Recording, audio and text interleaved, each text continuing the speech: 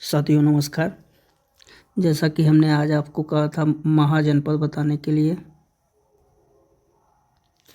आइए महाजनपद की बात करते हैं। महाजनपद की जानकारी की बात करें तो महाजनपद की जानकारी हमें जैन धर्म से और बौद्ध धर्म से मिलती है। और जो 16 महाजनपद हैं उनकी जानकारी की बात करें तो ये बौद्ध धर्म के अंगुत्तर निकाय से मिलती है। अंगुत्तर निकाय से मिलती है। ठीक है। महाजनपद की बात करें तो हमारे भारतवर्ष में 14 राजतंत्र के रूप में, 2 गणतंत्र के रूप में, 14 राजतंत्र के रूप में और 2 गणतंत्र के रूप में। राजतंत्र और गणतंत्र में अंतर की बात करें तो राजतंत्र में एक ही राजा होता है। एक ही क्या होता है? राजा होता है। और गणतंत्र जो है समूह में होता है। 8 लोग समूह में रहते हैं और उन 8 में से कोई एक उस समूह का प्रधान होता है। 8 छोटे छोटे समूह ऐसे बन जाएंगे और इन 8 में से एक समूह का क्या होगा? समूह का नेतृत्व करेगा। तो गणतंत्र किसी एक राजा का नहीं होता, उसमें क्या होता है? 8 लोगों का एक समूह होता है और समूह का नेतृत्व जो करता है उसे ही राजा की उपाधि दी जाती है। किसकी उपाधि दी जाती है? राजा की। ठीक है। हमने क्या बताया? सबसे पहले महाजनपद, इसकी जानकारी का प्रमुख स्रोत क्या है? जैन धर्म है, बौद्ध धर्म है। 16 महाजनपद की बात करें तो ये बौद्ध धर्म के अंगुत्तर निकाय से इसकी जानकारी मिलती है। ये महाजनपद राजतंत्र और गणतंत्र में विभाजित है। 14 राजतंत्र हैं, 2 गणतंत्र हैं। राजतंत्र और गणतंत्र का अंतर हमने बताया। राजतंत्र में एक राजा ही प्रमुख होता है, लेकिन गणतंत्र क्या है? गणतंत्र 8 छोटे छोटे समूह जो होते हैं उनमें से एक लोग नेतृत्व करने वाला, जिसे राजा की उपाधि दी जाती है। तो ये समूहों में एक का चयन है। ठीक है। गणतंत्र। आइए आगे बात करें। अगर राजतंत्र में बात करें तो सबसे बड़ा जो महाजनपद था वो हमारा मगध था। क्या था? मगध का विस्तार सबसे बड़ा था। इसने सभी महाजनपदों को जीत लिया था। सभी महाजनपदों को पर इसने विजय प्राप्त करी। अगर बात करें किसी महाजनपद के सबसे विशाल और विस्तार की, कि कोई महाजनपद कैसे अपना विस्तार करता है, यह सबसे बड़ा महाजनपद है, तो इसका प्रमुख कारण अगर हम देखें तो इसका प्रमुख कारण जो आता है, एक तो राजा का नेतृत्व अच्छा होना चाहिए। राजा का नेतृत्व, अगर राजा का नेतृत्व अच्छा है, राजा का नेतृत्व अच्छा होने से उस जनपद का विकास होना सुनिश्चित है। क्यों? क्योंकि अगर राजा अच्छा है तो जनपद के लोगों के बारे में सोचेगा, वहाँ के विस्तार के बारे में सोचेगा। दूसरी बात करें तो संसाधन भी महत्वपूर्ण भूमिका निभाते हैं किसी जनपद को विस्तार देने में। अगर संसाधन अच्छे हैं, सेना आपके पास अच्छी है, अस्त्र शस्त्र अच्छे हैं, और खाद्य भी तो होना चाहिए। अगर आप रसद खाएंगे नहीं कुछ खाएंगे नहीं तो कैसे लड़ेंगे, कैसे विस्तार करेंगे। इसलिए अगर विस्तार की बात करें, किसी भी राजतंत्र के विस्तार की बात करें, तो उसके विस्तार का सबसे प्रमुख कारण क्या होता है? राजा का नेतृत्व। राजा का नेतृत्व अच्छा होगा तो निश्चित रूप से वह राज्य विस्तार करेगा। संसाधन का होना प्रमुख होना चाहिए। अगर संसाधन है, सेना अच्छी है, अस्त्र शस्त्र अच्छे हैं और खाद्य रसद है, तो फिर वो ऑलरेडी जो है वो राज्य विस्तार करेगा ही करेगा। क्योंकि सब कुछ, अगर आपके पास सब कुछ है, खाद्य ही नहीं है, जब आप खाएंगे नहीं तो लड़ेंगे कैसे? बहुत अच्छा विस्तार है, अस्त्र ही नहीं है तो युद्ध कैसे करेंगे? बहुत अस्त्र है, सेना ही नहीं है तो कैसे युद्ध करेंगे? तो इन सब का होना बहुत ज़रूरी है। राज्य की हमेशा उन्नति निर्भर करती है, अगर राज्य की हमेशा उन्नति निर्भर करती है किस पे? राजा के नेतृत्व पे, संसाधन पे, सेना पे, अस्त्र शस्त्र और खाद्य पे। ठीक, इस देखें, अगर यही देखें तो जो बिंबिसार था, आगे आपको पढ़ाएंगे, बिंबिसार हर्यक वंश का राजा था। बिंबिसार ने क्षेत्र का विस्तार किया। तो क्षेत्र का विस्तार उसने कैसे किया? क्षेत्र का विस्तार करने के लिए उसके पास अच्छी सेना भी थी, सेना के साथ साथ खाद्य था, अस्त्र शस्त्र थे, तब जाके उसने क्षेत्र का विस्तार किया ना। और यही बिंबिसार पहला क्षेत्र विजय अंग प्रदेश को किया था। किसको किया था? अंग प्रदेश को, यही बिंबिसार। तो इस अगर विजय की बात करें तो इस विजय को एक तरीके से उत्थान की पहली विजय भी कहा जाता है। उत्थान की पहली विजय, चूँकि यहीं से बिंबिसार ने पहली लड़ाई लड़ी, पहली बार क्षेत्र के विस्तार के बारे में सोचा। और पहली बार जब क्षेत्र के विस्तार के बारे में सोचा तो उसने किसको जीता? सबसे पहले अंग प्रदेश को जीता। अंग प्रदेश को ही उत्थान की पहली विजय की बात भी कहा जाता है कि उत्थान की पहली विजय कौन थी? अगर परीक्षा में पूछे डायरेक्ट आप बता दें, अंग। और दूसरा, अगर अंतिम विजय की बात करें, अंतिम विजय की बात, तो अंतिम विजय हमारा अशोक ने किया था। अशोक सम्राट के बारे में जानते होंगे, बहुत बड़ा सम्राट था, उसने कलिंग पर आक्रमण किया था। तो ये कलिंग पर जो आक्रमण किया था, यहीं से फिर वह अस्त्र शस्त्र को त्याग दिया था। क्यों त्यागा था? क्योंकि बहुत छोटे छोटे नरसंहार से वो बहुत ज़्यादा द्रवित हो गया था, इसलिए उसने यहाँ पे अस्त्र शस्त्र त्याग दिया था। तो अगर उत्थान के पहले विजय की बात करें तो उत्थान की पहली विजय कौन सी थी? अंग प्रदेश। और अंतिम विजय की बात करें तो अंतिम विजय थी आपका कलिंग। कलिंग को ही उड़ीसा, आज के उड़ीसा के रूप में हम लोग जानते हैं। आज के समय में कलिंग को ही हम लोग उड़ीसा के रूप में जानते हैं। ठीक है, तो अंतिम उत्थान की अंतिम विजय कलिंग थी। आइए महाजनपद की बात करें,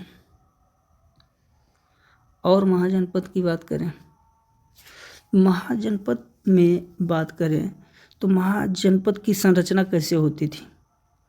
देखिए, महाजनपद में ये एक किला होता था, ठीक है, और किला के चारों ओर छोटे छोटे टुकड़ों में सेना लगा दिए गए, यहाँ। फिर इसे इस ढंग से बनाया जाता था जहाँ चारों तरफ से कोई आ न सके, या पानी हो या पहाड़ हो, जिससे कोई विरोधी आक्रमण करने के लिए आ न सके। क्यों? क्योंकि अगर आप सामान्य जगह पे बनाएंगे, सामान्य जगह पे बनने का मतलब है चारों ओर से आपके ऊपर अटैक का काम हो सकता है। हम इधर से भी आक्रमण कर सकते हैं, इधर से भी आक्रमण कर सकते हैं, इधर से भी और इधर से भी। इसीलिए पहले के जो लोग थे वो जब अपना किला बनवाते थे तो चारों ओर या पहाड़ी होगा या फिर पानी से घिरा हुआ क्षेत्र रहता था, और सेना की एक एक टुकड़ी एक एक किनारे पर ऐसे लगा देते थे। इस ढंग से हमारा महाजनपद का संरचना एक प्रकार से आप देखेंगे, कभी कभी सर्च करेंगे गूगल पे तो वहाँ आपको इस तरीके से संरचना मिलेगी कि बीच में किला होगा और उस किले को चारों तरफ से पहाड़ या पानी द्वारा बंद कर दिया जाता है। इसीलिए इसे एक तरीके से किले बंद संरचना भी कहते हैं। कैसी संरचना? किले बंद संरचना। चूँकि ये किला चारों तरफ से बंद है और चारों दिशाओं में छोटे छोटे सेना के टुकड़ी लगा दिए जाते थे कि अगर कोई आक्रमण करे तो वो तुरंत पहले देख ले। अगर हम राजा की बात करें, महाजनपद के राजा की बात, तो राजा इस समय सेना रखना प्रारंभ कर दिया था और सेना को वेतन देता था। क्या देता था? वेतन। और वेतन के रूप में न तो वो भूमि देता था और न ही रुपए देता था। ठीक है, न ही वह भूमि देता था और न ही रुपए देता था। अगर महाजनपद में हम राजा की बात करें तो राजा सेना रखना स्टार्ट कर दिया और सेना को उसने वेतन देना प्रारंभ किया। और वेतन कैसा? न तो वो भूमि देता था वेतन में और न ही रुपए देता था। फिर वो देता क्या था? देता था जो है, जैसे पशुओं को दे देता था। किसको दे देता था? पशुओं को। खाद्य सामग्री को दे देता था या सिक्कों को दे देता था। उस समय सिक्के आ गए थे, आहत सिक्के। इनमें पंचमार्क बना होता था। पंचमार्क ये इनमें जो है प्रकृति के पेड़ पौधे, हाथी, पेड़ पत्ती, इन सब की आकृति बनी होती थी। पंचमार्क में जो सिक्का था उसके पीछे प्रकृति का या पेड़ पौधा रहेगा या हाथी रहेगा या पत्ती रहेगा, इस तरीके से वहाँ पे आकृति बनी होती थी। उसी को पंचमार्क के रूप में बनाते थे। अगर सिक्के आए कब थे? तो ये 600 से 500 BC के आसपास ये सिक्के आए थे। ठीक। राजा क्या करता था? राजा सेना रखना प्रारंभ कर दिया और वेतन के रूप में न तो भूमि देता था और न ही रुपए देता था। फिर देता क्या था? या वो पशुओं को देता था या फिर खाद्य सामग्री देता था, या जो है उस समय आहत सिक्के आ गए थे उन्हें दे देता था। और राजा क्या करता था? तो राजा कर लेना प्रारंभ कर दिया। महाजनपद काल में राजा कर लेना भी प्रारंभ कर दिया। पूर्व वैदिक काल में कर क्या था? कर स्वेच्छा से था। हमने आपसे बताया था कि राजा कर लेता नहीं था, कर को स्वेच्छा से दे दिया जाता था। लेकिन महाजनपद काल में राजा कर लेता था। अब राजा कर कैसे लेता था? वो विभिन्न रूपों में कर को ले लेता था। जैसे वो कर को फसल के रूप में ले लेता था। किसके रूप में? फसल के रूप में। फसल का 1/6 भाग ये लेता था कर। कारीगरों से कैसा कर लेता था? कारीगर जैसे माह में एक दिन निःशुल्क काम करा दें, माह में एक दिन निःशुल्क कार्य, मतलब बेगार, उसका कोई पैसा नहीं, एक तरीके से बेगारी हुआ ना। तो कारीगर से इस प्रकार से कर लेता था। किसानों से फसल का 1/6 भाग लेता था। कारीगर से माह में एक दिन निःशुल्क काम करा लेता था। पशुपालकों से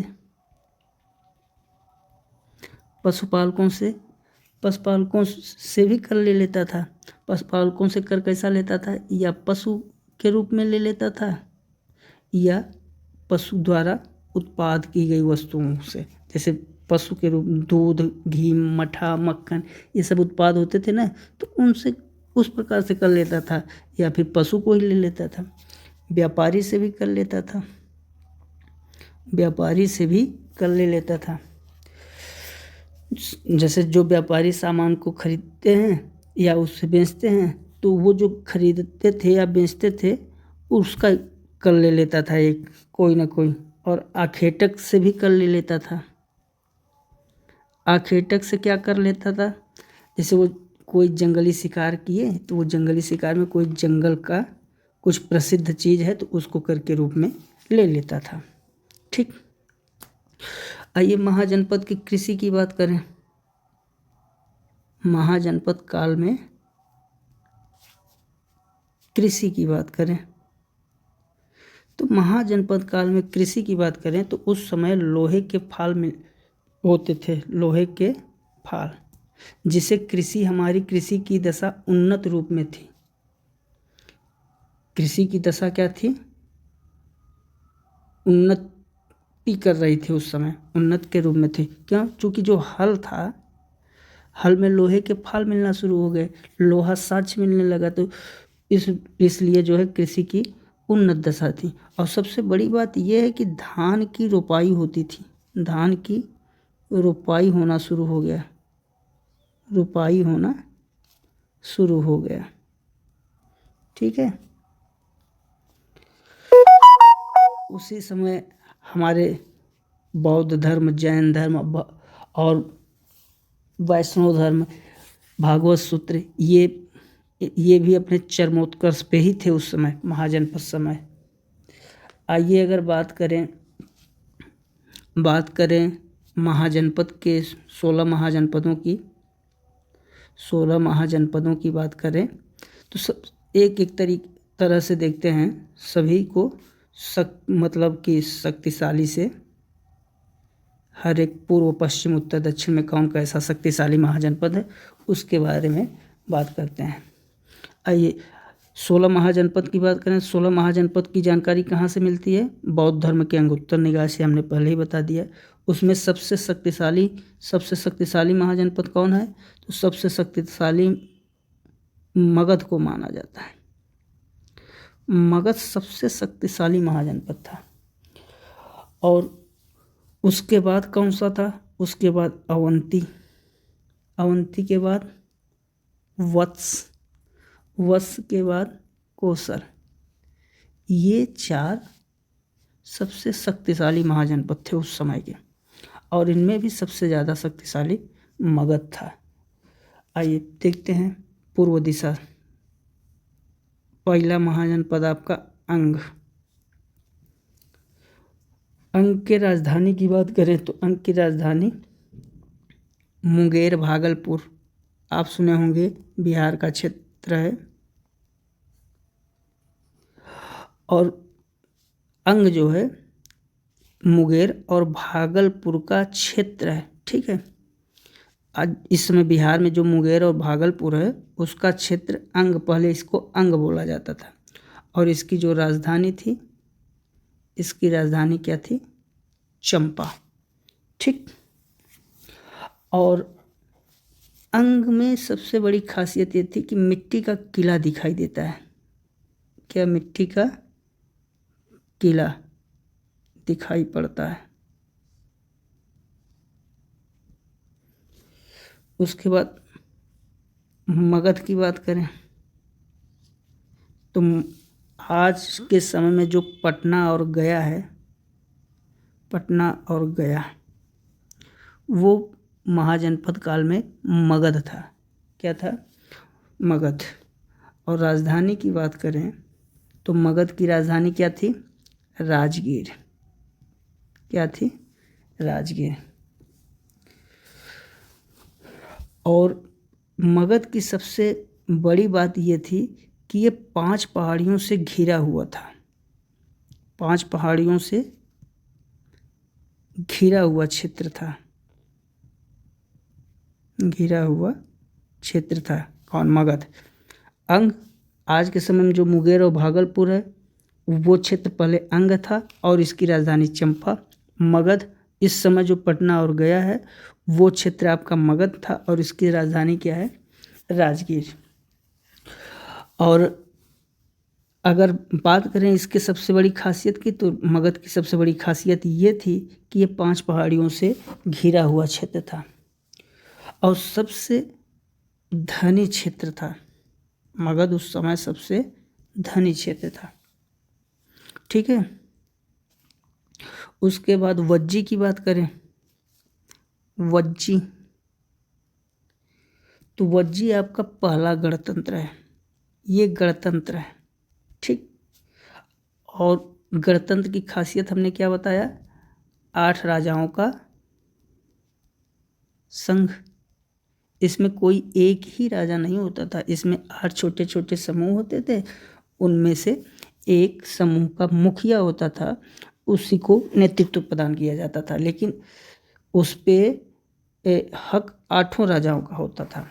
तो गणतंत्र में देखते हैं तो गणतंत्र क्या था, 8 राजाओं का संघ। जैसे उस समय का आपका लिच्छवी एक गणराज्य था ना, लिच्छवी गणराज्य, लिच्छवी गणराज्य जिसकी राजधानी क्या थी, वैशाली। ये भी गणराज्य ही है, लिच्छवी। ठीक। उसके बाद आइए काशी महाजनपद की बात करें। काशी महाजनपद, तो काशी महाजनपद की राजधानी वाराणसी थी, वाराणसी।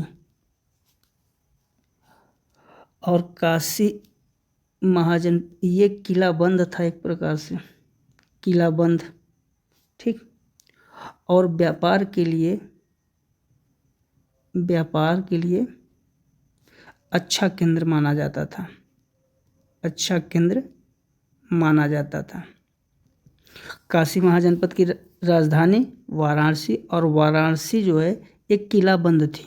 कैसी थी, किला बंद थी। और व्यापार के लिए वाराणसी जो है सबसे प्रमुख केंद्र के रूप में उस समय प्रसिद्ध थी। ठीक। कौशल की बात करते हैं। कौशल, तो कौशल की राजधानी क्या है, कौशल महाजनपद की राजधानी श्रावस्ती, कौशल महाजनपद की राजधानी श्रावस्ती। अयोध्या इसी के अंतर्गत आता है, अयोध्या कौशल के ही अंतर्गत आता है। और आइए बात करें मल्ल गणतंत्र की। दूसरा गणतंत्र है आपका, पहला गणतंत्र आपका कौन था, वज्जी, और दूसरा गणतंत्र आपका कौन है, मल्ल। इसकी राजधानी क्या है, कुशीनारा, कुशीनारा। और कुशीनारा में ही बुद्ध की मृत्यु हुई थी। तो मल्ल एक गणतंत्र है, मल्ल गणतंत्र, और इसकी राजधानी कुशीनारा है। और कुशीनारा में ही बुद्ध की क्या हुई थी, मृत्यु हुई थी। ये कुशीनारा कहाँ पे है, यूपी के देवरिया में, यूपी के देवरिया में कुशीनारा है। नेक्स्ट वत्स की बात करें तो वत्स की राजधानी क्या है, कौशाम्बी, वत्स की राजधानी कौशाम्बी। ठीक। और जब हस्तिनापुर में बाढ़ आया था तो कुरु के लोग यहीं आके बसे थे, कुरु के लोग इसी कौशाम्बी में आके बसे थे। ठीक। उसके बाद नेक्स्ट अवंती की बात करें तो अवंती की राजधानी 2 है, एक महिष्मती और दूसरी उज्जैनी, एक महिष्मती और दूसरी उज्जैनी। और जैसे बनारस व्यापार के लिए प्रसिद्ध था, वैसे उज्जैनी भी व्यापार का केंद्र माना जाता था। ठीक। फिर 9वां कुरु, और कुरु की राजधानी इंद्रप्रस्थ। ठीक। 10वां कंबोज, कंबोज महाजनपद की राजधानी हाटक, इसी को राजपुर भी कहते हैं। यह घोड़े के लिए प्रसिद्ध था। किसके लिए? घोड़े के लिए। फिर अस्मक की बात करें, अस्मक की राजधानी थी पोटन। अस्मक के बाद चेदी की बात करें तो चेदी की राजधानी क्या थी? सुत्थिवती। सुत्थिवती। 13वां आपका मत्स्य। मत्स्य, इसकी राजधानी विराटनगर। मत्स्य की राजधानी विराटनगर। 14 मथुरा। मथुरा की राजधानी सूरसेन। सूरसेन। फिर पांचाल। पांचाल की राजधानी अहिछत्र। अहिछत्र या काम्पिल्य भी कह सकते हैं। इसकी अहिछत्र या पांचाल की राजधानी अहिछत्र या काम्पिल। और लास्ट 16 गांधार की राजधानी।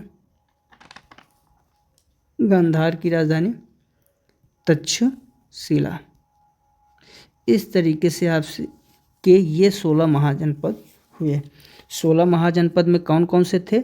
14 राजतंत्र और 2 गणतंत्र। गणतंत्र में कौन कौन सा है? गणतंत्र में एक हमने आपको बताया था, गणतंत्र में एक आपको मल्ल बताया था और दूसरा आपको वज्जी बताया था। ठीक है।